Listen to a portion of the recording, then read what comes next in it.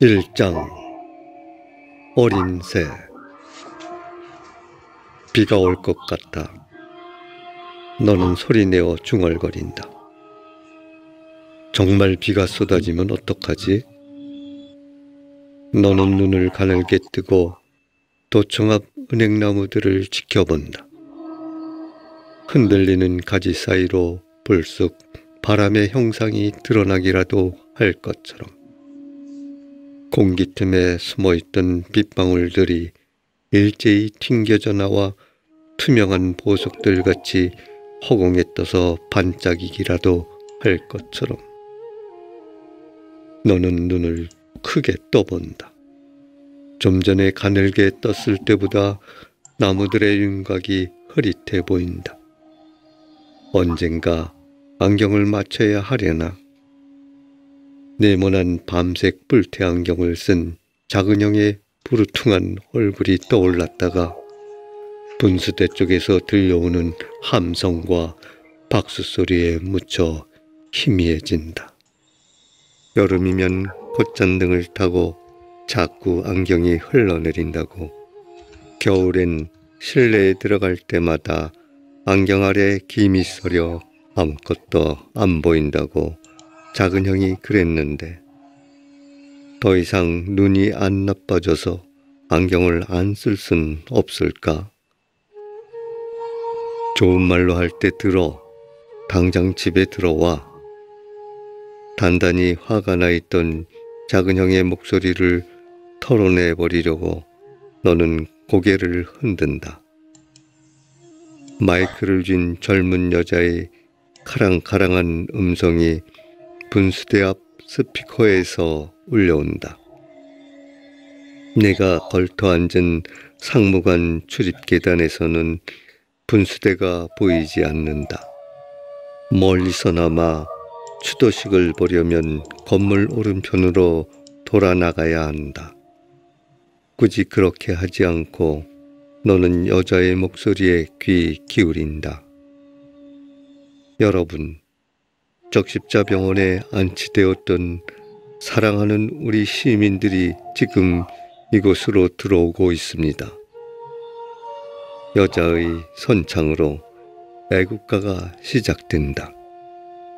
수천 사람의 목소리가 수천 미터의 탑처럼 겹겹이 쌓아 올려져 여자의 목소리를 덮어버린다.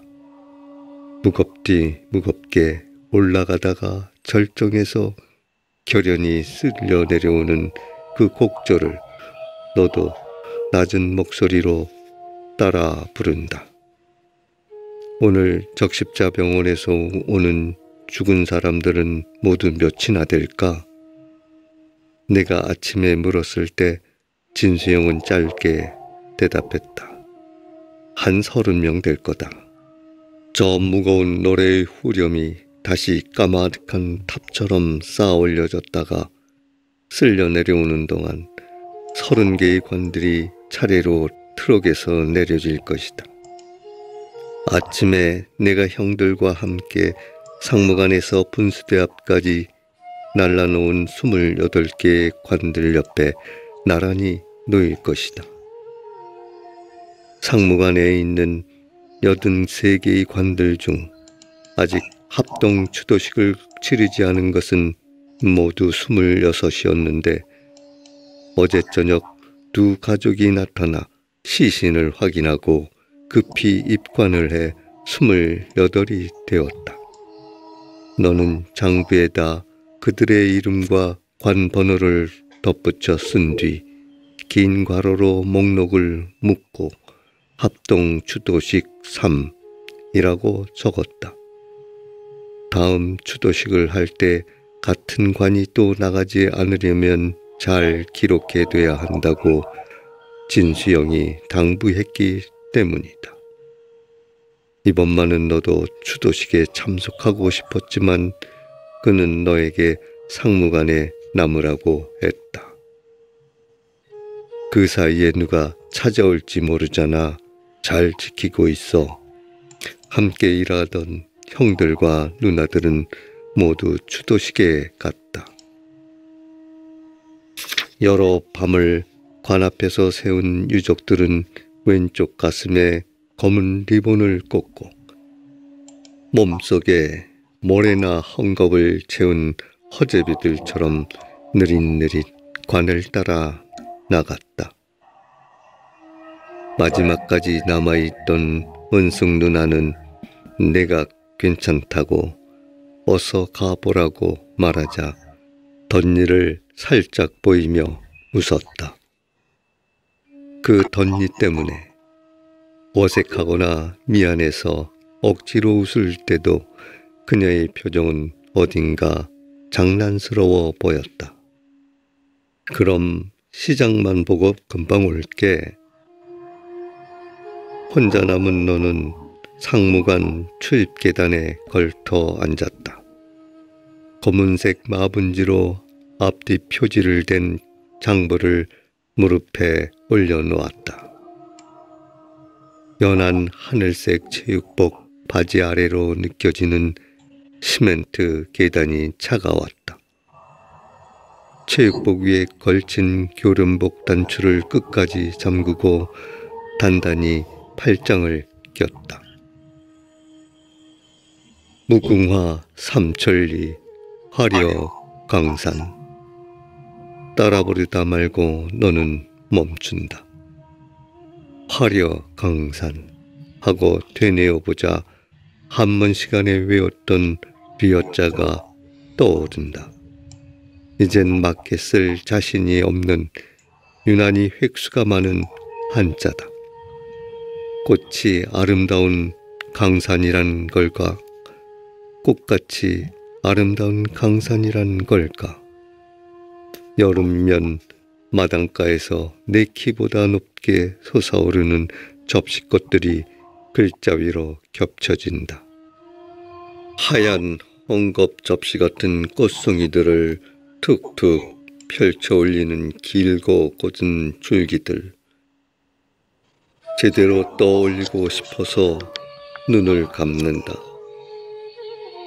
가늘게 눈을 뜨자 도청 앞 은행나무들은 여전히 바람에 흔들리고 있다. 아직 한 방울의 비도 바람 사이로 튕겨져 나오지 않았다. 애국가가 끝났는데도 아직 관이 정리되지 않았나 보다. 군중의 웅성거림 사이로 누군가 울부짖는 소리가 희미하게 들린다. 시간을 벌기 위해서인지 마이크를 쥔 여자가 이번엔 아리랑을 부르자고 한다. 나를 버리고 가시는 임은 십리도 못 가서 발병난다. 울음소리가 잦아들 즈음 여자가 말한다. 먼저 가신 임들을 위해 묵념합시다. 수천 사람의 웅성거림이 일제히 멎은 순간 주변의 정적이 갑자기 도드라지게 느껴져 너는 놀란다. 함께 묵념하는 대신 일어선다. 옆구리에 장부를 끼우고 반쯤 열어놓은 상무관 출입문을 향해 계단을 오른다. 바지 주머니에서 마스크를 꺼내 쓴다. 초를 태워도 아무 소용없네. 냄새를 견디며 너는 강당에 들어선다. 날이 흐려 실내는 마치 저녁 무렵 같다. 출입문 쪽으로는 추도식을 마친 관들이 가지런히 모여 있고 아직 가족이 나타나지 않아 입관을 못한 32사람의 몸들은 흰 무명천에 덮인 채 넓은 창 아래 누워있다. 다 쓴 음료수병에 꽂은 양초들이 그들의 얼굴 곁에서 조용히 타들어가고 있다. 강당의 안쪽 끝까지 너는 걸어 들어간다. 구석자리에 뉘어놓은 7사람의 기름한 형상을 본다. 이들은 정수리까지 완전히 흰 무명천으로 덮어놓고 젊은 여자나 아이를 찾는 사람들에게만 잠깐씩 얼굴을 보여주고 있다. 모습이 너무 잔인하기 때문이다. 그 중에서도 맨 끝 모서리에 있는 사람의 상태가 가장 나쁘다. 처음 내가 보았을 때 그녀는 10대 후반이나 20대 초반의 자그마한 여자였는데 썩어가면서 이제는 성인 남자만큼 몸피가 커졌다. 딸이나 여동생을 찾는 사람들을 위해 천을 걷어 보일 때마다 너는 부패의 속도에 놀란다. 여자의 이마부터 왼쪽 눈과 광대뼈와 턱, 맨살이 드러난 왼쪽 가슴과 옆구리에는 수차례 대검으로 구운 자상이 있다. 곤봉으로 맞은 듯한 오른쪽 두개골은 움푹 함몰된 뇌수가 보인다. 눈에 띄는 그 상처들이 가장 먼저 썩었다. 타박상을 입은 상체의 피멍들이 뒤따라 부패했다. 발톱에 투명한 매니큐어를 바른 발가락들은 외상이 없어 깨끗했지만 시간이 흐르며 생강 덩어리들처럼 굵고 거무스름해졌다. 정강이를 넉넉히 덮었던 물방울무늬 주름치마는 이제 부풀어 오른 무릎을 다 덮지 못한다. 너는 출입문으로 돌아온다. 탁자 아래 둔 박스에서 새 양초를 꺼내 들고 모서리의 사람에게 돌아간다. 머리맡에서 가물가물 타고 있는 몽당초 불꽃에 새초의 무명심지를 기울인다. 불이 옮겨 붙자 입김을 불어 몽당초를 꺼버리고 되지 않게 조심조심 유리병에서 빼낸 뒤 새초를 꽂는다. 아직 뜨거운 몽당초를 한 손에 쥔 채 너는 허리를 수그리고 있다. 코피가 터질 것 같은 쉬치를 견디며 초의 불꽃을 들여다본다. 냄새를 태워준다는 반투명한 겉불꽃이 어른어른 타오른다. 주황색 솥 불꽃은 눈을 흘리듯 따스하게 너울거린다. 그 속에 작은 심장이나 사과 속시 모양으로 흔들리는 심지를 둘러싼 파르스름한 불꽃심을 너는 본다. 너는 냄새를 견딜 수 없어 너는 허리를 편다. 어둑한 실내를 둘러보자. 죽은 사람들의 머리맡에서 일렁이는 촛불 하나하나가 고요한 눈동자들처럼 너를 지켜보고 있다. 몸이 죽으면 혼은 어디로 갈까? 문득 너는 생각한다. 얼마나 오래 자기 몸 곁에 머물러 있을까? 더 갈아줘야 할 초들이 없는지 찬찬히 살피며 너는 출입구를 향해 걷는다. 산 사람이 죽은 사람을 들여다볼 때 혼도 곁에서 함께 제 얼굴을 들여다보진 않을까? 강당을 나서기 직전에 너는 뒤돌아본다. 혼들은 어디에도 없다. 침묵하며 누워있는 사람들과 지독한 쉬치뿐이다. 처음에 저 사람들은 상무관이 아니라 도청 민원봉사실 복도에 누워 있었다. 칼라가 넓은 스피아여고 하복을 입은 누나가 평상복 차림의 또래 누나와 함께 피 묻은 얼굴들을 물수건으로 닦아내고 굽은 팔들을 억지로 펴서 옆구리에 붙여놓으려 애쓰는 모습을 너는 멍하게 지켜보았다. 왜 왔어? 교복 입은 누나가 고개를 들고 마스크를 턱까지 내리며 너에게 물었다. 조금 튀어나온 눈이 귀염성 있게 동그랗고 양갈래로 따은 머리에는 곱슬곱슬한 잔머리가 유난히 많았다.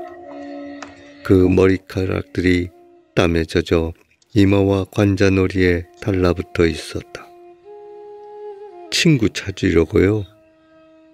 피비린내 때문에 코를 막고 있던 손을 내리며 너는 대답했다. 여기서 만나기로 했어? 아니요, 저 사람들 중에. 그럼 확인해봐. 복도 벽을 따라 누운 숨어 남은 사람들의 얼굴과 몸을 너는 차근차근 들여다봤다. 확인을 하려면 잘 들여다봐야 하는데 오래 눈을 두기 어려워 자꾸 눈을 깜빡였다. 없어? 연두색 셔츠 소매를 팔꿈치까지 걷어올린 누나가 허리를 펴며 물었다.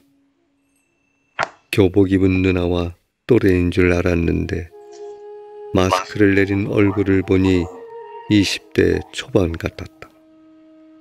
노릇노릇 핏기 없는 피부에 목이 가늘어 조금 허약해 보였다. 눈매만은 야무져 보였다. 목소리도 또렷했다. 없어요. 전대병원하고 적십자병원 영안실 가봤어? 예. 친구 부모님은 어디 계시고 내가 다녀?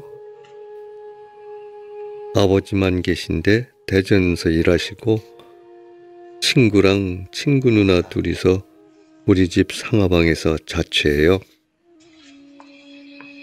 시에 전화 오늘도 안 되지? 안 돼요. 몇 번이나 해봤는데. 그럼 친구 누나는?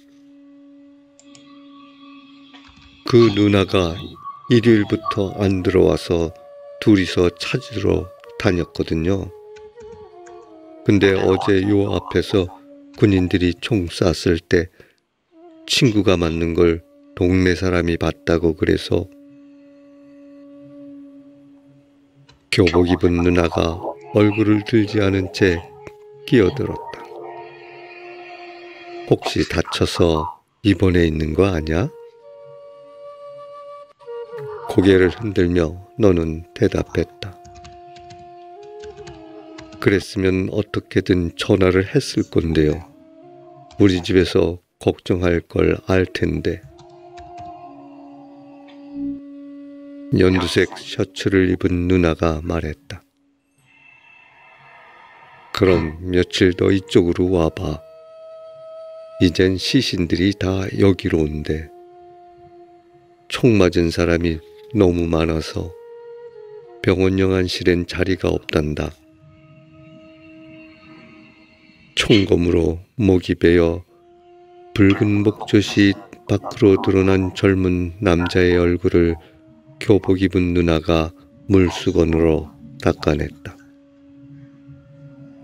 부릅뜬 두 눈을 손바닥으로 힘주어 감겨주고는 수건을 양동이 물에 헹군 뒤 꽉 비틀어 짰다. 핏물이 후두둑 떨어지며 양동이 밖으로 튀었다. 연두색 셔츠를 입은 누나가 양동이를 들고 일어서며 말했다. 너 시간 있으면 오늘만 우리 도와줄래? 손이 너무 모자라. 어려운 건 아니고 저기 끊어다 놓은 천 잘라서 저쪽에 있는 사람들 덮어주면 돼.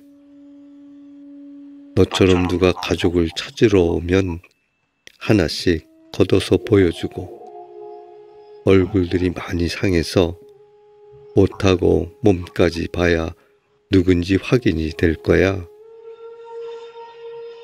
그날부터 너는 그녀들과 한 조가 되었다. 은숙 누나는 짐작대로 수피아 여고 3학년이었다. 연두색 셔츠 소매를 걷어입은 선주 누나는 충장로에 있는 양장점 미싱사인데 주인 내외가 대학생 아들을 데리고 영암의 친척 집으로 피하는 바람에 갑자기 할 일이 없어졌다고 했다.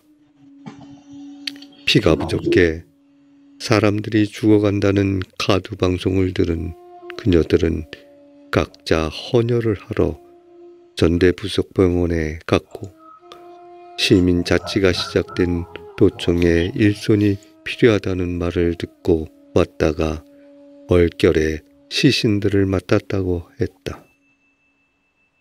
키 순서로 자리가 배정되는 교실에서 너는 언제나 맨 앞에 앉는 아이였다.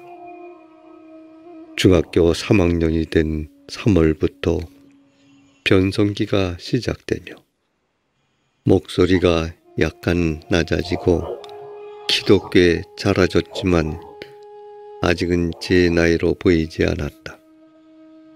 상황실에서 온 진수영은 너를 처음 보고 놀라며 물었다. 너 1학년 아니야? 여기 일은 힘든데 집에 들어가라. 깊게 쌍꺼풀진 눈이며 긴 속눈썹이 여자애처럼 예쁘장한 서울에서 대학을 다니다 휴교령 때문에 내려왔다는 진수영에게 너는 대답했다. 아니요, 3학년이에요. 저는 힘든 거 없어요. 사실이었다. 너의 일은 힘들지 않았다. 선주 누나와 은숙 누나는 베니어 합판이나 스티로폼 판에 미리 비닐을 깔아놓고 그 위에 죽은 몸들을 눕혔다. 얼굴과 목을 물수건으로 씻고 헝클어진 머리카락을 가는 빗으로 정돈한 뒤 냄새를 막기 위해 몸에 비닐을 둘렀다. 그 사이 너는 그들의 성별과 어림잡은 나이, 입은 옷과 신발의 종류를 장부에 기록하고 번호를 매겼다. 갱지 쪽지에다 같은 번호를 적어서 가슴께에 핀으로 꽂아 넣은 뒤 얼굴 아래로 흰 무명천을 덮고는 누나들과 힘을 합해 벽 쪽으로 밀어놓았다. 도청에서 가장 바쁜 사람처럼 보이는 진수영은 하루에도 몇 번씩 다급한 걸음걸이로 너를 찾아왔는데 내가 장부에 기록한 인적사항들을 벽보에 써서 도청 정문에 붙이기 위해서였다. 그걸 직접 보거나 전에 듣고 나타난 가족들에게 너는 흰 천을 열어 죽은 몸들을 보여주었다. 신원이 확인되면 멀찍이 물러서서 오열의 시간이 지나가길 기다렸다. 너무 험하지 않게만 대강 수습해 놓은 시신을 유족들은 목화솜으로 코와 귀를 막아주고 깨끗하고 좋은 옷으로 갈아입혔다. 그렇게 간단한 염과 입관을 마친 사람들이 상무관으로 옮겨지는 걸 장부에 기록하는 것까지가 너의 일이었다. 그 과정에서 내가 이해할 수 없었던 한 가지 일은 입관을 마친 뒤 약식으로 치르는 짧은 추도식에서 유족들이 애국가를 부른다는 것이었다. 관 위에 태극기를 반드시 펴고 친친끈으로 묶어놓은 것도 이상했다. 군인들이 죽인 사람들에게 왜 애국가를 불러주는 걸까? 왜 태극기로 관을 감싸는 걸까? 마치 나라가 그들을 죽인 게 아니라는 듯이. 조심스럽게 내가 물었을 때 은숙 누나는 동그란 눈을 더 크게 뜨며 대답했다. 군인들이 반란을 일으킨 거잖아. 권력을 잡으려고. 너도 봤을 거 아니야. 한낮에 사람들을 때리고 찌르고 그래도 안 되니까 총을 쐈잖아. 그렇게 하라고 그들이 명령한 거야. 그 사람들을 어떻게 나라라고 부를 수 있어? 전혀 다른 질문에 대한 대답을 들은 것처럼 너는 혼란스러웠다. 그날 오후엔 유난히 신원 확인이 많이 돼 복도 여기저기서 동시에 입관이 치러졌다. 그 느낌 사이로 돌림노래처럼 애국가가 불려지는 동안 악절과 악절들이 부딪히며 생기는 미묘한 불협화음에 너는 숨죽여 귀를 기울였다.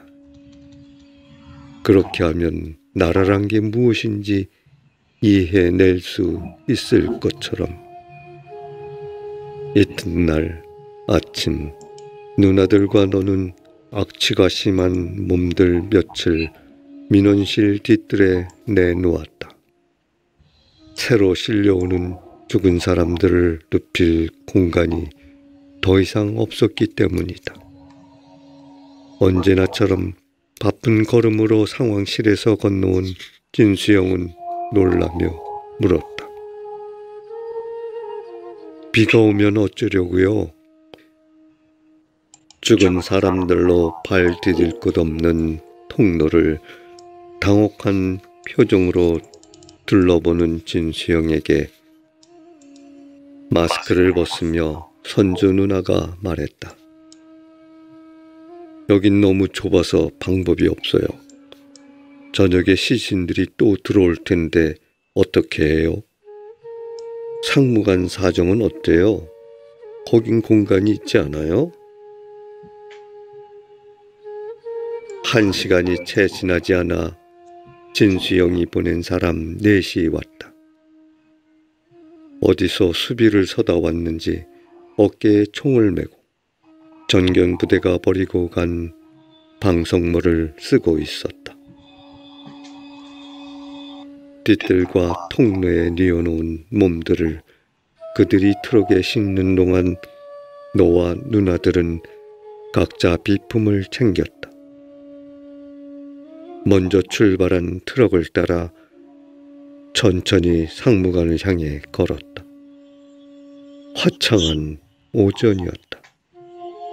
덜 자란 은행나무 아래를 지나며 이마 언저리까지 내려온 낮은 가지를 너는 뜻없이 쥐었다 놓았다. 앞장서서 걸어간 은숙 누나가 먼저 상무관으로 들어섰다. 내가 따라 들어갔을 때 그녀는 거무스름한 피 얼룩이 묻은 면장갑을 움켜쥔 채 강당 가득 들어찬 관들을 둘러보고 있었다.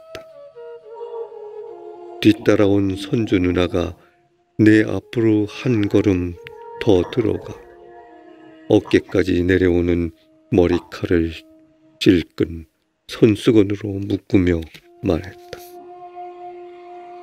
거기선 계속 내보내기만 해서 몰랐는데 한 데다 모아놓으니까 정말 많다. 무릎을 맞대고 앉아있는 유족들을 너는 보았다. 그들이 돌보는 관들 위에는 액자를 갖춘 영정 사진들이 올라가 있었다. 환타병 2개가 나란히 머리맡에 놓인 관도 있었다.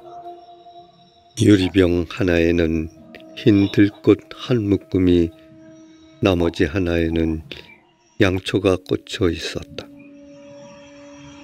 그날 저녁 내가 진수영에게 양초 한 상자를 구해줄 수 있느냐고 묻자 그는 선선히 고개를 끄덕이며 말했다. 그래, 초를 태우면 냄새가 없어지겠구나. 무명천이든 목관이든 갱지든 태극기든 필요한 것들을 부탁하면 그는 수첩에 적었다가 하루 안에 구해주었다. 아침마다 대인시장이나 양동시장에서 장을 보고 거기서 구하지 못한 것들은 시내의 목공소와 장의사, 포목점들을 찾아다니며 구한다고 그는 선주 누나에게 말했다. 집회에서 거친 성금이 아직 많이 남은 데다 도청에서 왔다고 하면 허락해 주거나 그냥 가져가라는 사람이 많아 큰 어려움은 없다고 했다. 이제 시내에는 관이 동났다고 급한 대로 베니아판을 구해 목공소에서 짜고 있다고도 했다. 진수영이 50개들이 양초 상자 5개와 성냥갑을 놓고 간 아침, 너는 도청 본관과 별관을 구석구석 다니며 촛대로 쏟을 음료수 병들을 모아왔다. 출입구의 탁자 앞에 서서 하나씩 양초를 밝힌 뒤 유리병에 꽂아 놓으면 유족들이 가져다 관 앞에 놓았다. 초가 넉넉해서 유족이 지키지 않는 관과 미확인 시신들의 머리맡까지 모두 밝힐 수 있었다. 매일 아침 새 관들이 합동 분향소가 있는 상부관으로 들어왔다.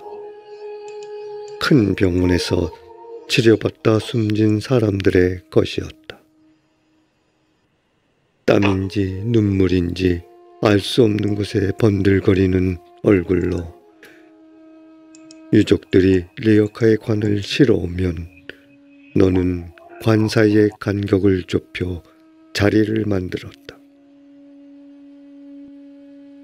저녁이면 계엄군과 대치한 외곽 지역에서 총을 맞은 사람들이 실려왔다. 군의 총격에 즉사하거나 응급실로 운반되던 중 숨이 끊어진 이들이었다. 죽은 지 얼마 되지 않은 사람들의 형상이 너무 생생해 끝없이 쏟아져 나오는 반투명한 창자들을 뱃속에 집어넣다 말고 은숙 누나는 강당 밖으로 뛰어나가 토하곤 했다. 코피가 잘 나는 체질이라는 선주 누나는 이따금 고개를 뒤로 젖히고 마스크 위로 콧잔등을 누른 채 강당 천장을 올려다 보았다. 그녀들에 비하면 너의 일은 여전히 어렵지 않았다. 민원실에서 했던 것처럼 장부의 날짜와 시간을 적고 죽은 사람들의 인상착의를 기록했다. 무명천을 미리 적당한 크기로 잘라놓고 오핀에 갱지를 끼워 바로 숫자를 기입할 수 있게 준비했다. 신원 확인이 안 된 사람들의 간격을 수시로 더 좁히고 관들의 간격도 더 좁혀서 새로 들어올 사람들의 자리를 만들었다. 유난히 죽은 사람들이 많았던 밤에는 간격을 만들 겨를도 공간도 없어서 얼기설기 관들의 모서리를 맞대 모조리 붙여놓았다.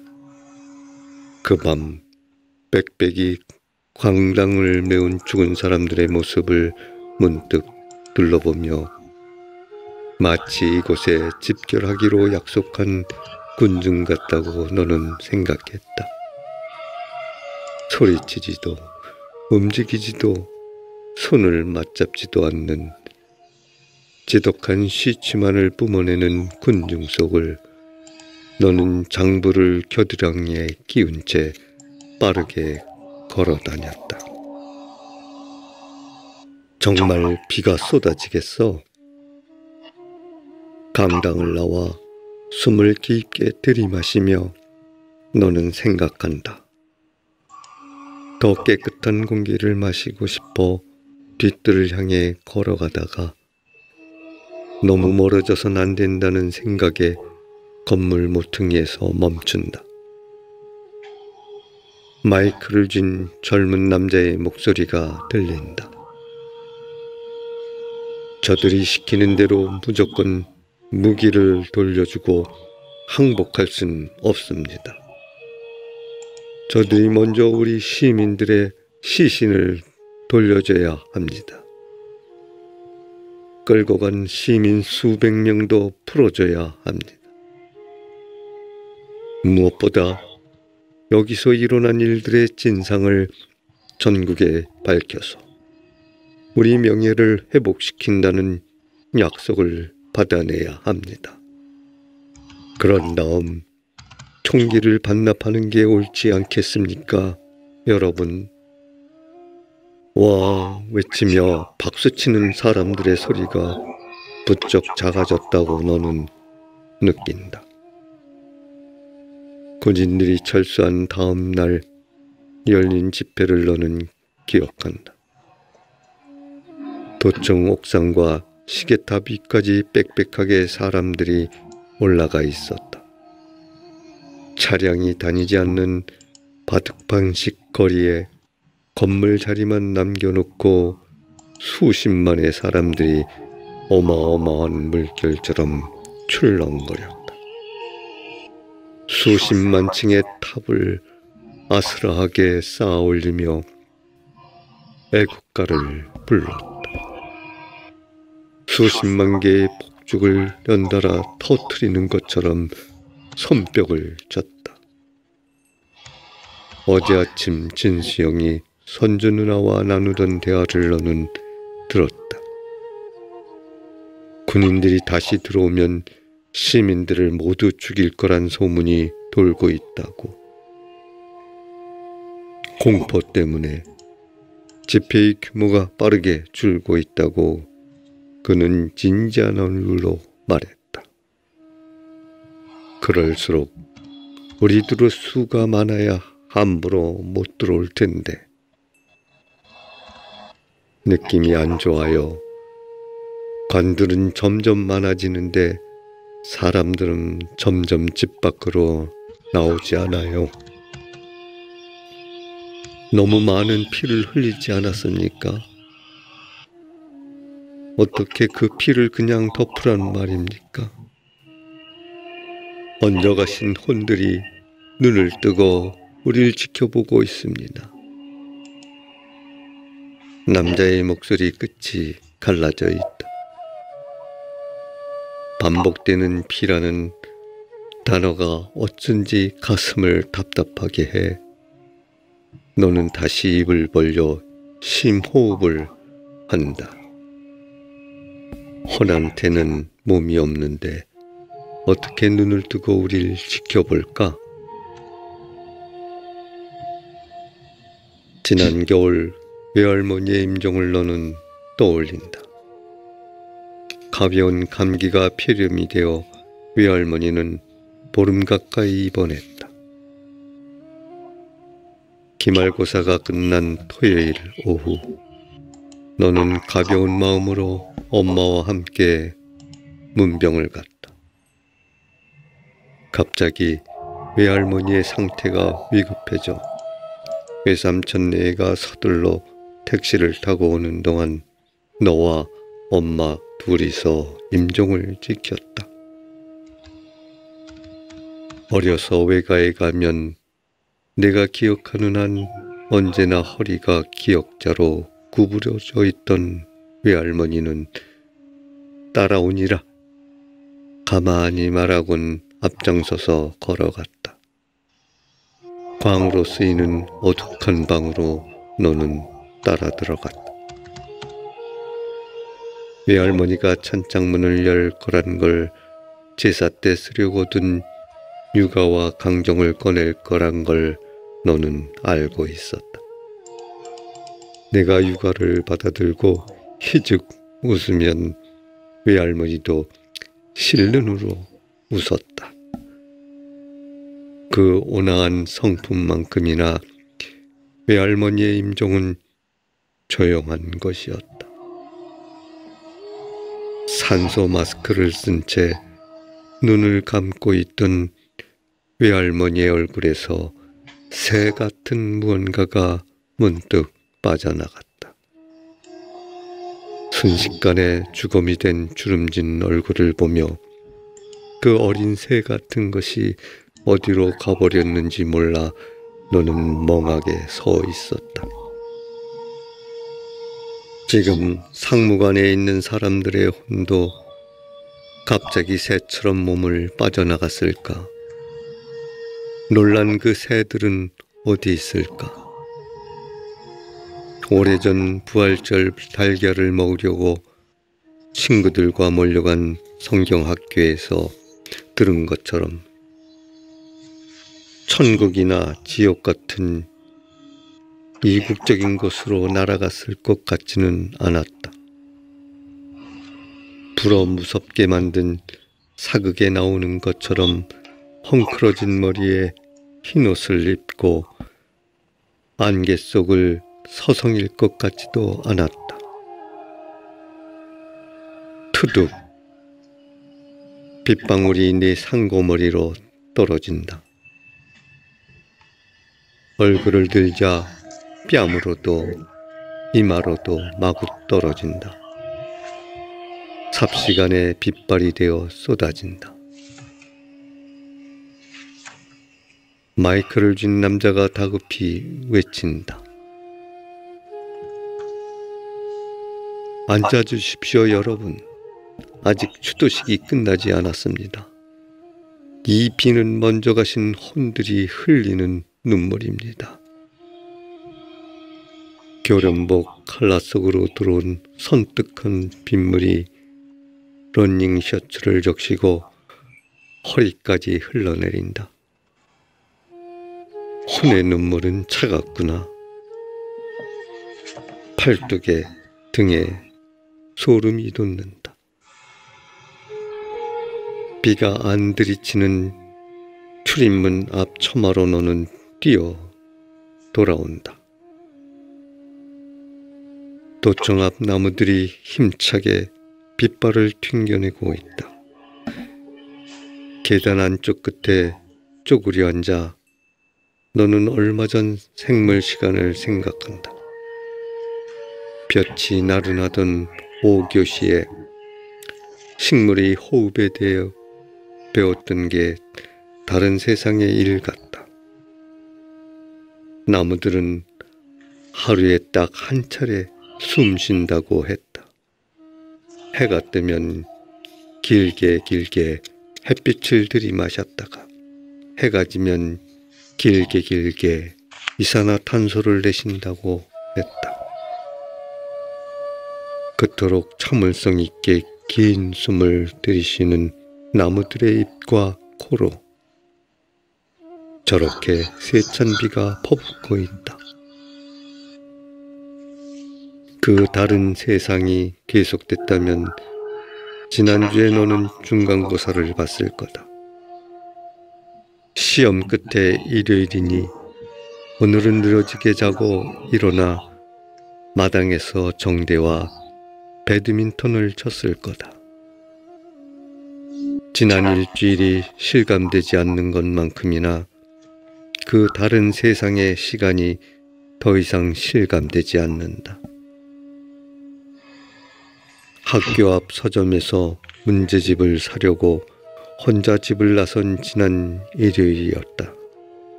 갑자기 거리에 들어찬 무장 군인들이 어쩐지 무서워 너는 천변길로 내려가 걸었다. 신혼부부로 보이는 성경과 찬송가 책을 손에 든 양복 입은 남자와 감색 곰피스 차림의 여자가 맞은편에서 걸어오고 있었다. 날카로운 고함 소리가 몇 차례 이쪽 도로에서 들리더니 총을 메고 곤봉을 쥔 군인 셋이 언덕배기를 타고 내려와 그 젊은 부부를 둘러쌌다. 누군가를 뒤쫓다 잘못 내려온 것 같았다. 무슨 일입니까? 지금 저희 교회에 양복 입은 남자의 말이 채 끝나기 전에 사람의 팔이 어떤 것인지 너는 보았다. 사람의 손, 사람의 허리, 사람의 다리가 어떤 일을 할 수 있는지 보았다. 살려주시오. 헐떡이며 남자가 외쳤다. 경련하던 남자의 발이 잠잠해질 때까지 그들은 멈추지 않고 곤봉을 내리쳤다.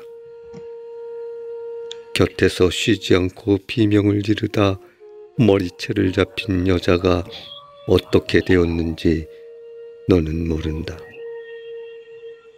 덜덜 턱을 떨며 천변 언덕을 기어올라 거리로, 더 낯선 광경이 펼쳐지고 있는 거리로 들어섰기 때문이다.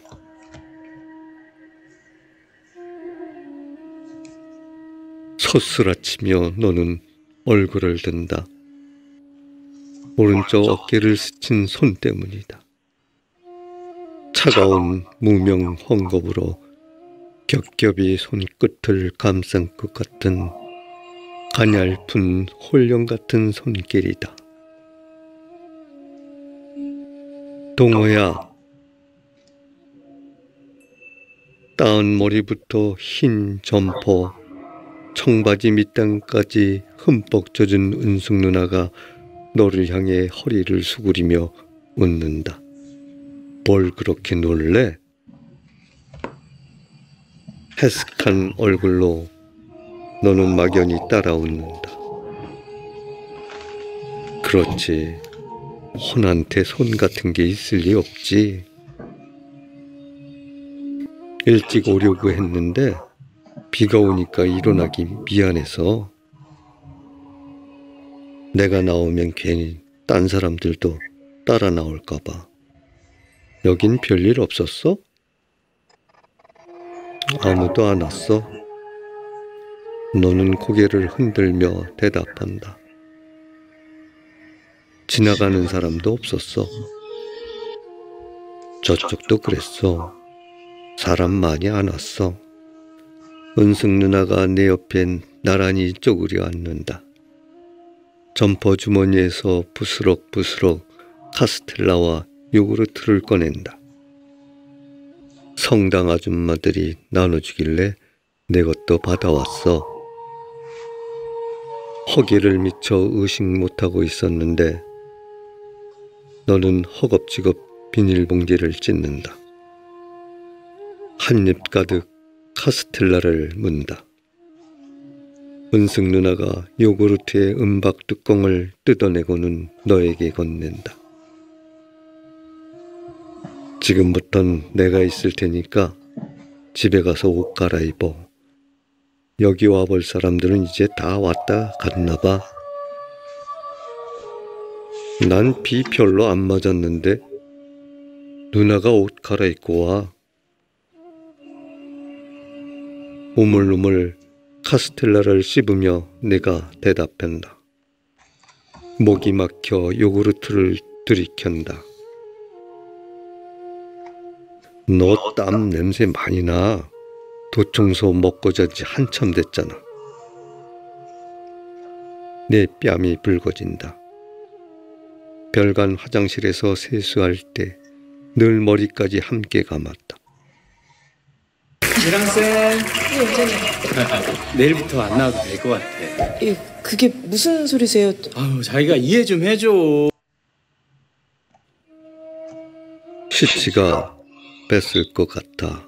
밤이면 이를 딱딱 부딪히며 찬물로 몸도 씻었는데 소용없었나 보다. 집회에서 들었는데 기영근이 오늘 밤에 들어온대. 집에 가면 이제 여기 오지 마.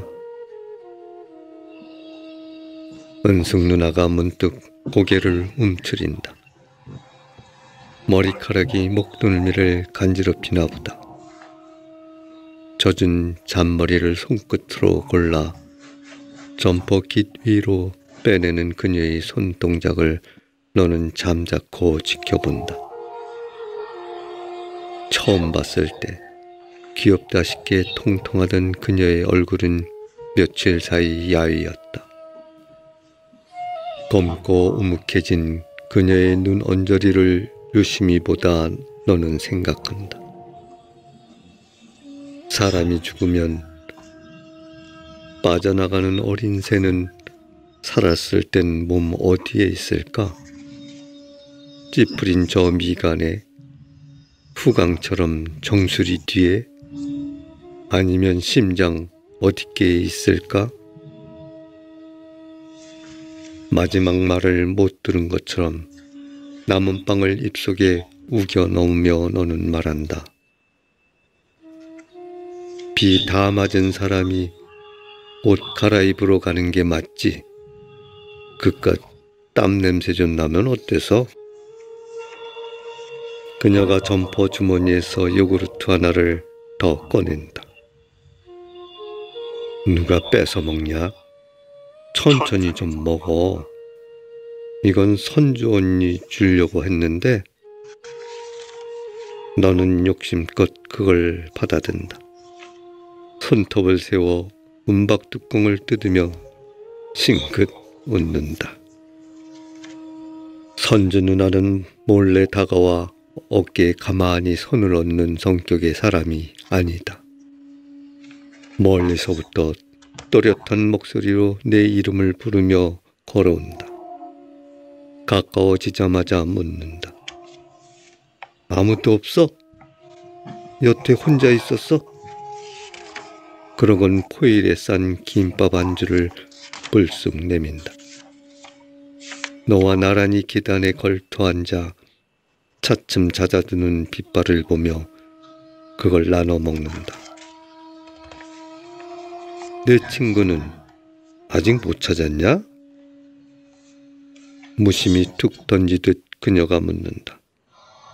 내가 고개를 젓자 이어 말한다. 여태 못 찾은 거 보면 군인들이 어디다 묻어버렸는갑다. 물없이 삼킨 김밥이 잘 내려가도록 너는 손바닥으로 가슴을 문지른다. 그날 나도 거기 있었거든. 앞쪽에서 총 맞은 사람들은 군인들이 트럭에 싣고 갔어. 아무렇게나 더 튀어나올 것 같은 그녀의 말을 막으며 너는 말한다. 누나도 비 맞았는데 집에 갔다 와요. 은숙 누나는 옷 갈아입는다고 갔는데. 못하러. 저녁에 일하면 또 땀 범벅될 텐데. 그녀는 빈 알루미늄 포일을 접고 또 접어서 새끼손가락만하게 만들어 움켜쥐고는 빛발을 바라본다. 그 옆 얼굴이 말할 수 없이 침착하고 단단해 보여서 갑자기 너는 뭐든 묻고 싶어진다. 오늘 남는 사람들은 정말 다 죽어요?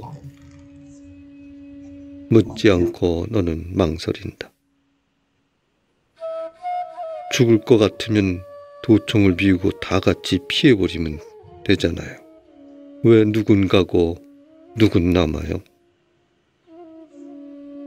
그녀는 쥐고 있던 포일 조각을 화단에 던져버린다. 빈 손바닥을 들여다보다가 피곤한 듯 눈두덩과 뺨, 이마와 귓바퀴까지 세차게 마른 세수를 한다. 가만히 있어도 눈이 막 감기네. 별관 가서 소파 푹신한 데 찾아서 자고 와야겠다. 옷도 좀 말리고. 어정쩡한 앞니를 드러내며 그녀는 웃는다. 타이르듯 너에게 말한다. 어쩌냐? 너 혼자 여기 벌 세워서. 선주 누나 말이 맞을지도 모른다. 군인들이 정대를 실어가 어디다 묻어버렸을지도 모른다. 하지만 엄마 말이 맞을 수도 있다. 정대는 어느 병원에선가 치료를 받고 있고 아직 의식이 없어 집에 전화를 못하는 건지도 모른다. 어제 오후 엄마가 작은 형과 함께 너를 데리러 왔을 때 정대를 찾아야 하니까 못 들어간다고 내가 우기자 엄마는 말했다. 중환자실부터 찾아볼 일이다. 병원마다 같이 찾아다녀 보자이. 엄마는 내 기름복 소매를 움켜잡았다. 사람들이 여기서 널 봤다고 그래서 얼마나 놀랬는지 아냐? 시상에. 시체가 저렇게 많은데 무섭지도 않냐? 겁도 많은 자석이. 반쯤 웃으며 너는 말했다. 군인들이 무섭지. 죽은 사람들이 뭐가 무섭다고요? 작은 형이 무섭게 정색을 했다. 어려서부터 공부밖에 몰라 반에서 늘 1등이었지만 대학 시험에선 거푸 실수를 해 삼수를 하는 형이었다. 아버지를 닮아 얼굴이 큰 데다 수염수치 무성해서 겨우 21살인데도 아저씨처럼 나이 들어 보였다. 서울에서 구급 공무원으로 일하는 큰 형은 오히려 얼굴이 곱고 체형이 작아서 휴가 때 내려와 셋이 있으면 다들 작은 형을 맞으러 봤다.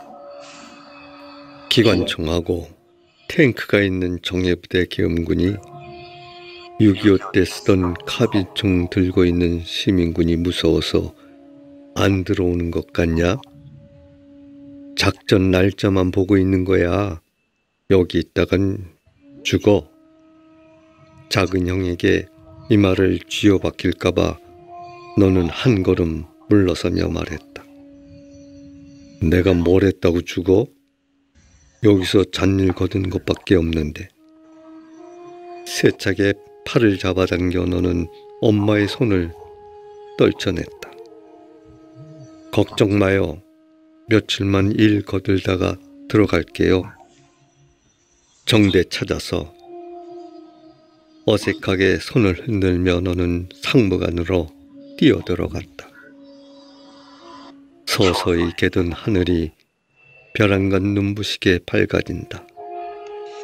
너는 일어서서 건물 오른편으로 돌아나가 본다. 군등줄이 흩어진 텅 빈 광장이 보인다. 검고 흰옷을 입은 유족들이 335 분수대 앞에 모여 서 있다. 연단 아래 놓인 관들을 트럭에 싣고 있는 형들이 보인다. 누가 누군지 구별하려고 가늘게 뜬 내 눈꺼풀이 빗속에서 파르르 떨린다. 눈꺼풀의 경련이 뺨까지 번진다. 처음 누나들을 만났을 때 내가 한 말 중 사실이 아닌 게 있었다. 꽉 잡으세요. 5월에는 어메이징하게 내릴 겁니다.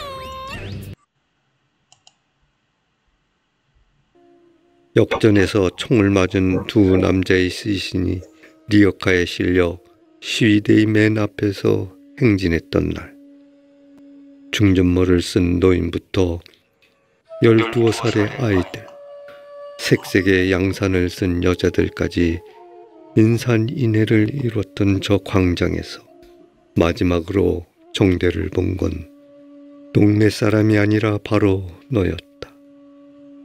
모습만 본 게 아니라 옆구리에 총을 맞는 것까지 봤다. 아니 정대와 너는 처음부터 손을 맞잡고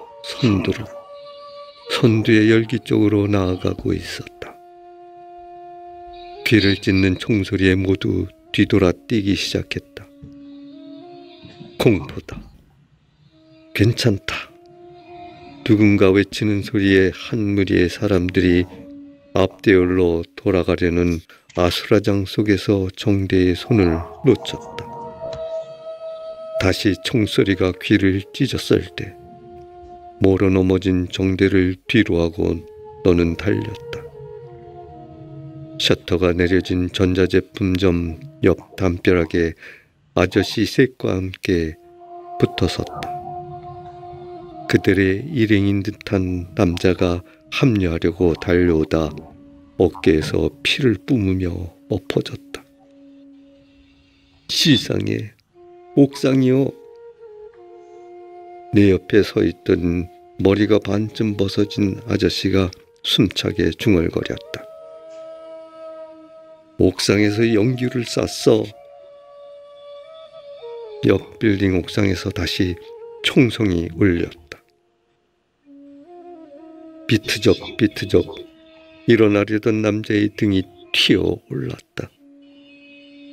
배에서부터 번진 피가 삽시간에 상반신을 감쌌다. 옆에 선 아저씨들의 얼굴을 너는 올려다봤다. 아무도 말하지 않았다. 머리가 벗어진 아저씨가 입을 막으며 소리 없이 떨었다. 너는 눈을 가늘게 뜨고 거리 가운데 쓰러진 수십 명의 사람들을 봤다. 내가 입은 것과 똑같은 하늘색 체육복 바지가 얼핏 보인 것 같았다. 운동화가 벗겨진 맨발이 꿈틀거린 것 같았다. 내가 뛰쳐나가려는 순간 입을 막고 떨던 아저씨가 내 어깨를 붙들었다. 동시에 옆 골목에서 청년들 셋이 달려나갔다. 쓰러진 사람들의 겨드랑이에 손을 끼워 막 일으키려 했을 때 광장 중앙의 군인들 쪽에서 연발 총성이 터졌다. 맥없이 청년들이 쓰러졌다. 너는 거리 맞은편의 넓은 골목을 건너다 봤다. 30여 명의 남자와 여자들이 양쪽 담벼락에 붙어서서 얼어붙은 듯 그 광경을 지켜보고 있었다. 총성이 멎은 뒤 3분쯤 지나 맞은편 골목에서 유난히 키가 작은 아저씨가 한다름에 뛰쳐나왔다. 쓰러진 사람들 가운데 한 사람을 향해 온 힘을 다해 달렸다. 다시 연발 총성이 울리고 그가 쓰러지자 여태 너를 붙들고 있던 아저씨가 두꺼운 손바닥으로 내 눈을 가리며 말했다. 지금 나가면 개죽음이요. 아저씨가 내 눈에서 손을 뗀 순간 마치 거대한 자석에 이끌린 것처럼 맞은편 골목의 남자 둘이 쓰러진 젊은 여자를 향해 달려가 팔을 잡고 일으키는 것을 너는 봤다. 이번엔 옥상에서 총성이 울렸다. 남자들이 나동그라졌다. 더 이상 아무도 쓰러진 사람들을 향해 달려가지 않았다. 정적 속에 10여 분의 시간이 흘렀을 때 군인들의 대열에서 2인 1조로 20여 명이 걸어 나왔다. 앞쪽에 쓰러진 사람들을 신속하게 끌고 가기 시작했다. 그때를 기다린 듯 옆 골목과 맞은편 골목에서도 연함은 명이 달려나가 뒤쪽에 쓰러진 사람들을 들쳐업었다. 이번엔 옥상에서 총을 쏘지 않았다. 하지만 너는 정대를 향해 그들처럼 달려가지 않았다. 내 곁에 있던 아저씨들은 숨이 끊어진 일행을 업고 서둘러 골목 사이로 사라졌다. 갑자기 혼자 남은 너는 겁에 질려 저격수의 눈에 띄지 않을 곳이 어디일까만을 생각하며 벽에 바싹 몸을 붙인 채 광장을 등지고 빠르게 걸었다. 그 오후 집은 고요했다. 엄마는 난리통에도 대인시장의 피역 가게에 나가 있었고 얼마 전 가죽 원단 박스를 나르다 허리를 다친 아버지는 안방에 누워 있었다. 반쯤 잠긴 철제 대문을 힘주어 밀고 마당으로 들어가자 작은 형이 제 방에서 영어 단어를 외우는 소리가 들렸다. 동호냐? 아버지의 목소리가 안방에서 우렁우렁 울려왔다. 동호 들어왔냐? 너는 대답하지 않았다. 동호야, 왔으면 이리 들어와 허리 좀 밟아봐라. 못 들은 척 너는 하단가로 가서 펌프질을 했다. 차갑고 맑은 물로 양은 대야를 채웠다. 두 손을 먼저 물속에 넣고 이어 얼굴을 담갔다. 얼굴을 들자 얼굴과 목에서 물이 흘렀다. 동호야, 밖에 동호 아니냐? 이리 좀 와봐라. 물이 흐르는 두 손바닥을 젖은 눈꺼풀에 얹은 채 너는 대돌 위에 얼마간 서 있었다. 운동화를 벗고 마루를 건너가 안방문을 열었다. 쑥뜸 냄새가 자욱한 방에 아버지가 엎드려 있었다. 조금 아까 또 삐끗해버려갖고 일어나질 못하겠다. 엉덩이 쪽으로 조금만 밟아봐라에. 너는 양말을 벗었다. 아버지의 허리 아래쪽에 오른발을 올리고 반쯤만 몸무게를 실었다. 어딜 쏘댕기다가 오냐? 네 엄마가 너 들어왔는지 물어보려고 몇 번 전화했는지 아냐? 데모하는 데는 근처도 가면 안 된다이. 간밤에 신역에서 총을 쏴갖고 사람이 죽었다누마는 말이 안 되지. 맨주먹으로 총을 어떻게 당한다냐? 너는 익숙한 동작으로 발을 바꿔 아버지의 척추와 엉치뼈 사이를 조심조심 밟았다.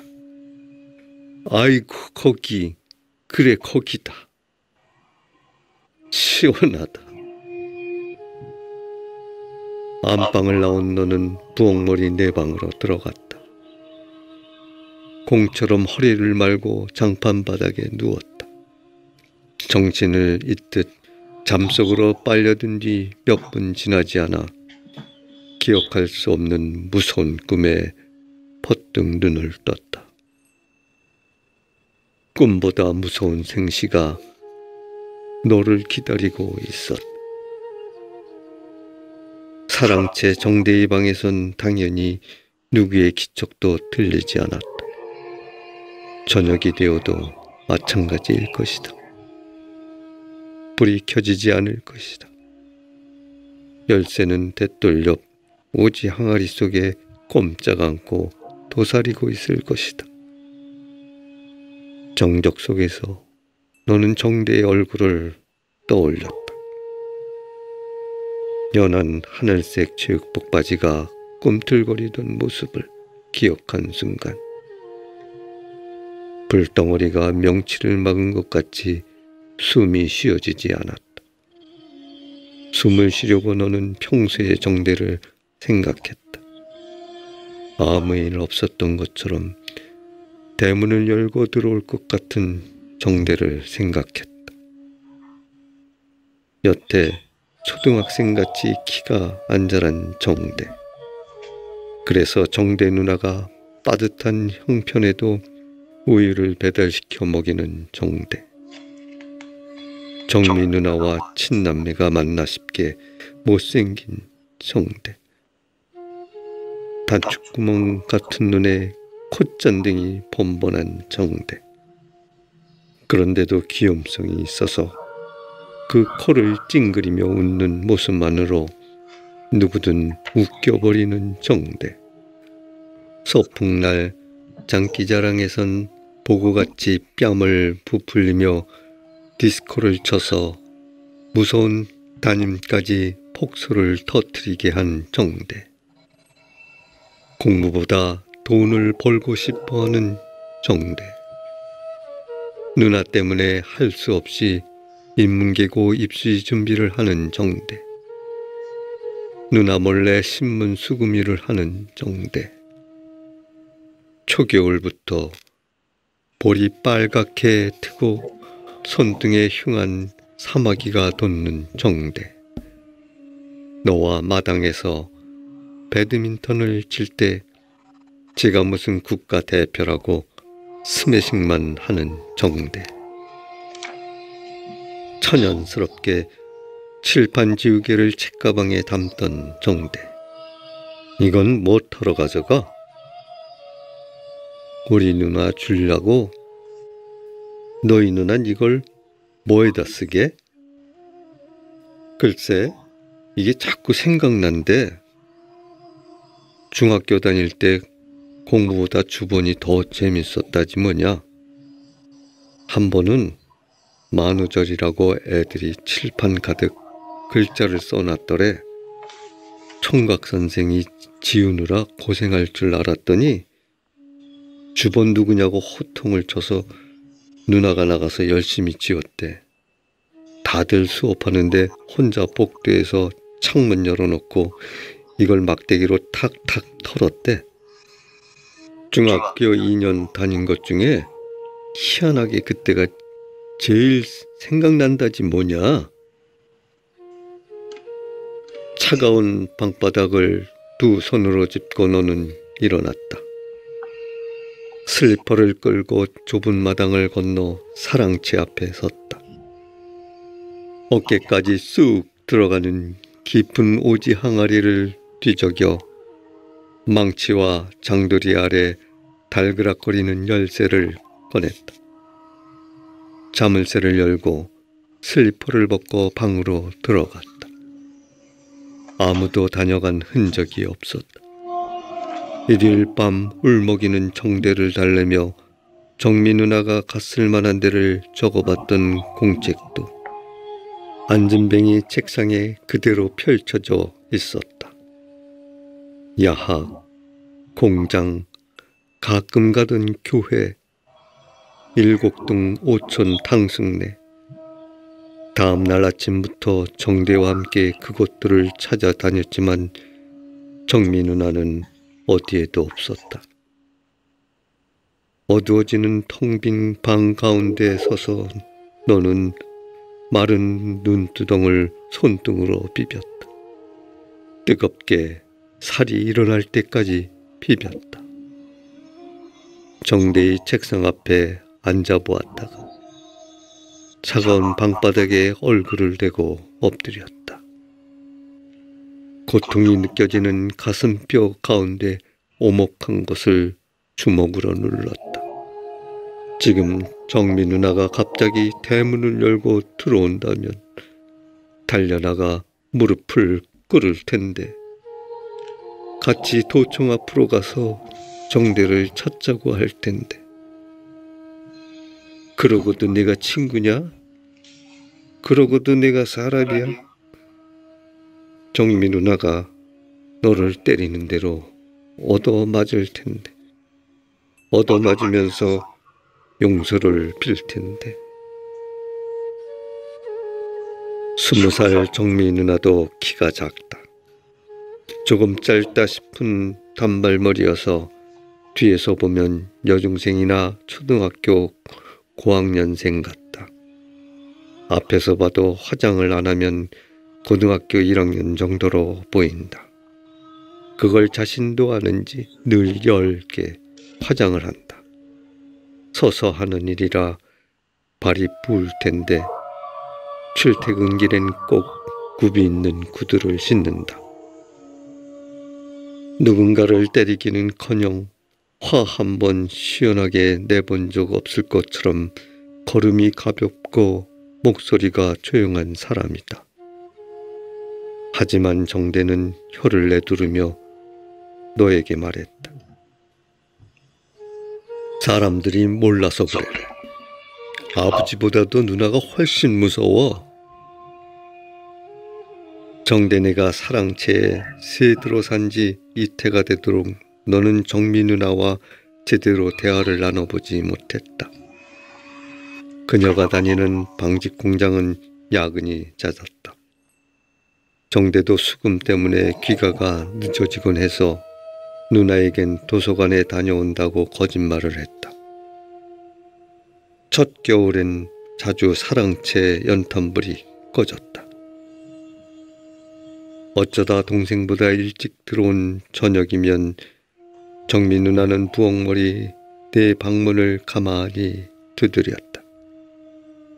고단한 얼굴로 짧은 단발머리를 귀 뒤로 넘기고는 저 연탄불 좀 하고 어렵게 입을 떼었다. 그때마다 너는 점포도 안 걸치고 날쌔게 아궁이로 달려나갔다. 불붙은 연탄을 골라 부지깽이채 건너주면 그녀는 고마워 어쩔 줄 몰랐다. 처음으로 내가 정미 누나와 긴 이야기를 나눠본 건 작년 초겨울 저녁이었다. 정대는 책가방만 던져놓고 수금다가 아직 돌아오지 않았다. 그녀가 방문을 두드리는 소리를 너는 금세 알아들었다. 차갑고 부드러운 헝겊으로 겹겹이 감싼 것 같은 손끝으로 뭔가를 겁내는 듯 조용히 두드리는 소리. 얼른 문을 열고 나간 너에게 그녀는 물었다. 혹시 너 1학년 교과서 다 버렸어? 1학년 거요? 되묻는 너에게 그녀는 12월부터 야하게 다니게 됐다고 주섬주섬 말했다. 세상이 바뀌어서 인제부턴 함부로 잔업을 못 시킨대. 월급도 오를 거래. 이 기회에 공부를 해보려고. 시간이 너무 지났으니까 1학년 거부터 먼저 훑어보고 정대 방학하면 2학년 거 보면 될 것 같은데.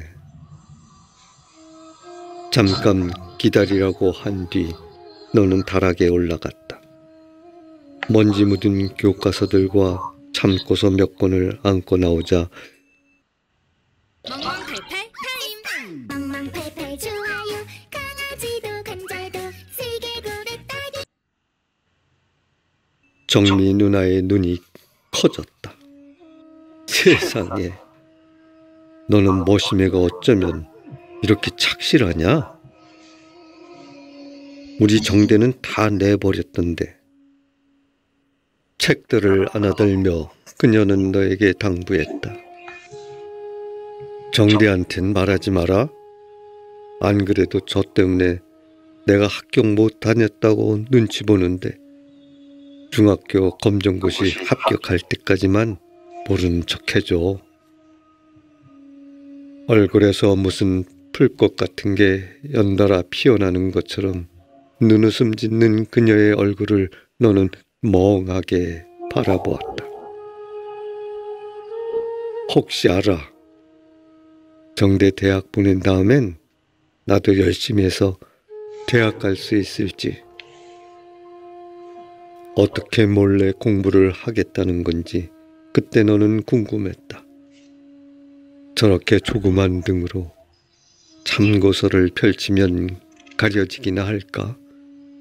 2평도 안 되는 단칸방에서 정대도 일찍 자는 게 아니라 밤늦게까지 숙제를 하는데 그렇게 잠깐 궁금했을 뿐인데 그 후로 자꾸 떠올랐다. 잠든 정대의 머리맡에서 내 교과서를 펼칠 통통한 손, 조그만 입술을 달싹여 외울 단어들. 세상에, 너는 머시매가 어쩌면 이렇게 착실하냐? 생글거리던 눈, 고단한 미소, 부드러운 천으로 겹겹이 손끝을 감싼 것 같은 노크소리. 그것들이 가슴을 졸며 너는 깊은 잠을 이루지 못했다. 새벽에 그녀가 걸어 나오는 기척, 펌프로 물을 길어 세수를 하는 소리가 들리면 너는 이불을 둘둘 말고 문 쪽으로 기어가 잠에 취한 눈을 감은 채 귀를 기울였다.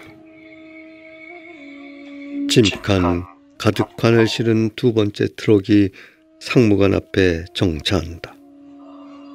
햇빛 때문에 더 가늘게 뜬 내 눈에 운전석 옆 좌석에서 진수영이 내려오는 모습이 보인다. 빠른 걸음을 내 앞에서 멈추며 그가 말한다. 6시에 여긴 문 닫는다. 넌 그때 집에 가라. 더듬더듬 너는 묻는다. 저 안에 사람들은 누가 지키고요? 오늘 밤에 군인들이 들어와. 유족들도 다 집에 보낼 거야. 6시 이후엔 아무도 여기 있으면 안 돼. 죽은 사람들밖에 없는데 군인들이 여기까지 와요? 병원에 있는 부상자들도 폭도라고 다 쏴 죽일 거란 말이 있는데 여기 시신들이고 지키는 사람들이고 가만둘 것 같으냐? 그는 화가 난 듯 단호한 걸음걸이로 너를 지나쳐 강당으로 들어간다. 유족들에게 같은 말을 하려는 모양이다. 검은 마분지를 댄 장벌을 보물처럼 가슴에 안은 채 너는 진수영의 뒷모습을 지켜본다. 그의 젖은 머리칼과 셔츠와 청바지를 고개를 젓거나 주걱거리는 유족들의 옆모습을 본다. 높게 떨려 나오는 여자의 목소리를 듣는다. 나는 한 발짝도 못 가요. 여기서 울 애기하고 같이 죽을라요. 강당 안쪽에서 정수리까지 무명천을 쓰고 누워있는 아직 신원이 확인되지 않은 사람들을 너는 문득 바라본다. 모서리의 사람에게서 눈길이 떼어지지 않는다. 민원실 복도에서 처음 저 사람을 본 순간 너는 정미 누나를 떠올렸었다. 그때 이미 부패가 시작된 얼굴은 깊은 칼자국에 벌어져 이목구 비를 정확히 분별하기 어려웠다. 하지만 어딘가 비슷한 것 같았다. 비슷한 주름 치마를 입은 모습을 봤던 것도 같았다. 하지만 저건 아주 흔한 물방울 무늬 치마가 아닌가. 저런 치마를 입고 일요일에 나가는 걸 확실히 본 것도 아니지 않나. 정미 누나의 머리카락이 저렇게 짧았던가. 저런 단발은 진짜 여중생만 하는 거 아닌가. 전략이 몸에 밴 정미 누나가 여름도 아닌데 뭐하러 발톱에 매니큐어를 발랐을까. 하지만 너는 그녀의 맨발을 제대로 본 적이 없다. 검푸른 파달만한 점이 그녀의 무릎 위쪽에 있었는지는 정대가 알 것이다. 정대가 있어야 저 사람이 정미 누나가 아니란 걸 확인해 줄 수 있다. 하지만 정대를 찾으려면 거꾸로 정미 누나가 있어야 한다. 정미 누나라면 시내 모든 병원을 샅샅이 뒤져 회복실에서 막 의식을 차린 정대를 찾아낼 것이다. 죽어도 인문계 고등학교엔 안 간다고 3학년에 한 반 개설된 실업계 준비반에 들어가겠다고 2월에 집을 나간 정대를 하루 만에 귀신같이 만화방에서 찾아내 귀를 끌고 들어왔던 것처럼 그토록 조그맣고 조용한 사람에게 절절매는 정대의 모습에 엄마와 작은 형은 웃음을 터뜨렸다. 과묵한 내 아버지도 허공에 헛기침을 하며 웃음을 참아 그날 자정까지 사랑채에선 남매가 주고받는 말소리가 들렸다. 나직하던 음성이 조금 높아지는가 싶으면 누군가가 다정히 달래고 누군가가 다시 목소리를 높이면 다른 누군가가 나직이 달래는 사이 부엌머리 방에서 까무르기 잠들 때까지 너는 두 사람의 다투는 소리와 달래는 소리, 낮은 웃음소리를 점점 구별할 수 없게 되었다. 이제 너는 상무관 출입구의 탁자 앞에 앉아있다. 탁자 왼편에 장부를 펼쳐놓고 죽은 사람의 이름과 일련번호, 전화번호나 주소를 16절 갱지에 큼직하게 옮겨 적는다.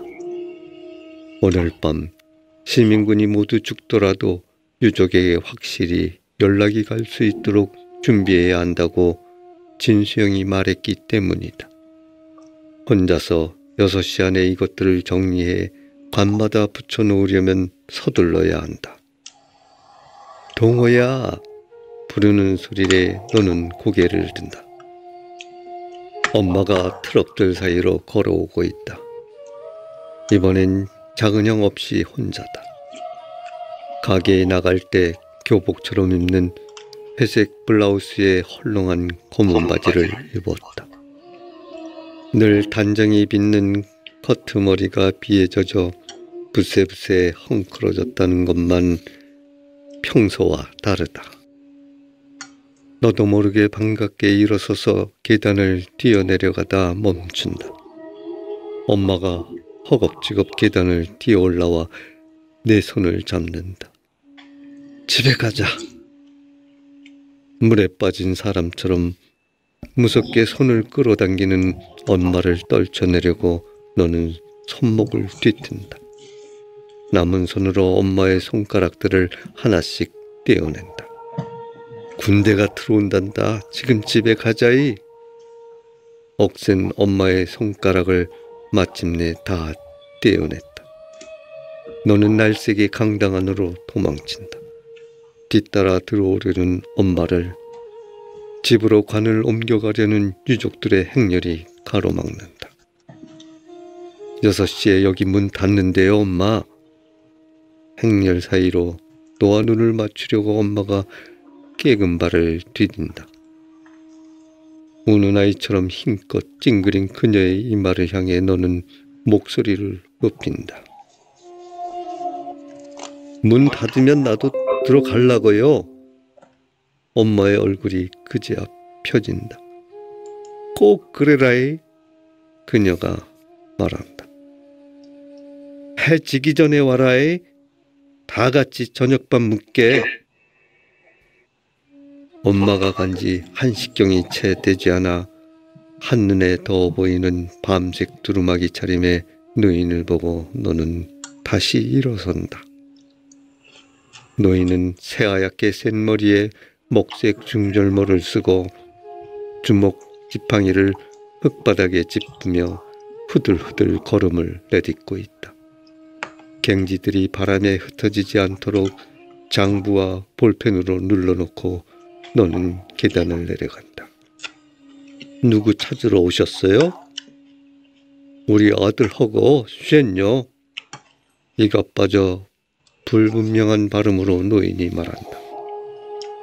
내가 어저께 화순석 경운기 얻어 타고 왔어. 경기가 시내로는 못 들어온다고 그래서 군인들 안 지키는 산길을 겨우겨우 넘어갔고 노인이 숨을 몰아쉰다. 입가에 희고 성근 터럭들의 회색 진방울이 맺힌다. 평지도 잘 걷지 못하는 이 할아버지가 어떻게 산을 넘어왔다는 건지 너는 이해할 수 없다.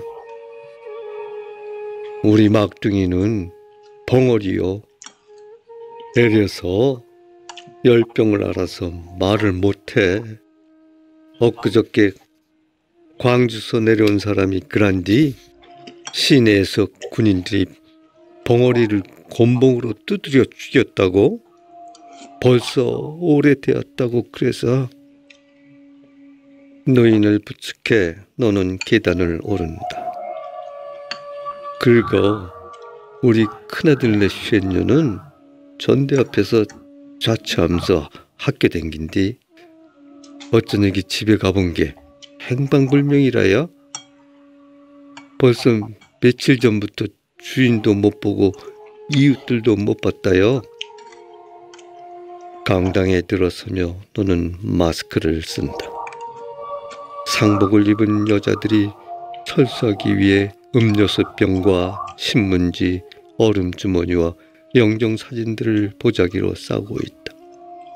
안전한 집으로 관을 옮길 것인지 그냥 여기 둘 것인지를 두고 설왕설래하는 유족들도 보인다. 이제 노인은 내 부축을 마다한다. 꾸깃꾸깃한 가재손 수건으로 코를 막고 앞서 걸어간다. 흰 천 위로 드러난 얼굴들을 하나하나 살피며 채머리를 흔든다. 규칙적으로 내리꽂히는 주먹 지팡이 소리를 고무를 깔아놓은 강당 바닥이 둔하게 삼켜준다. 저 사람들은 누구요? 왜 얼굴을 가려놨는가? 정수리까지 천을 쓰고 있는 사람들을 가리키며 노인이 묻는다.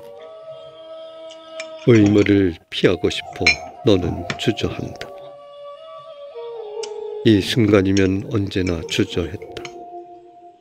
피와 진물로 꾸덕꾸덕 얼룩진 흰 무명천을 들추면 길게 찢긴 얼굴, 베어진 어깨, 블라우스 사이로 썩어가는 천무덤이 너를 기다리고 있다. 밤이면 그 모습이 선연히 떠올라 본관 지하 식당에서 의자를 붙여놓고 잠들었다가도 퍼뜩 눈이 떠졌다. 총검이 내 얼굴을 가슴을 베고 찌르는 환각에 몸을 뒤틀었다. 너는 앞장서서 모서리의 사람을 향해 걷는다. 거대한 자석 같은 게 힘껏 밀어내는 것처럼 자신도 모르게 내 몸이 뒷걸음질 치려 한다. 그걸 이기려고 어깨를 앞으로 수그리고 걷는다.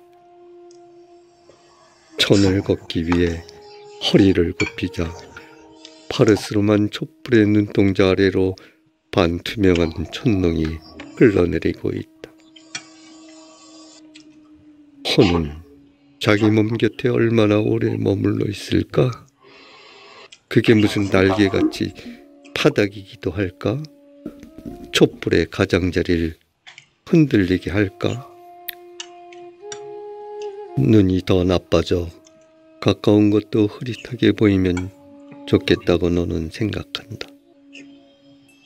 그러나 아무것도 흐릿하게 보이지 않는다.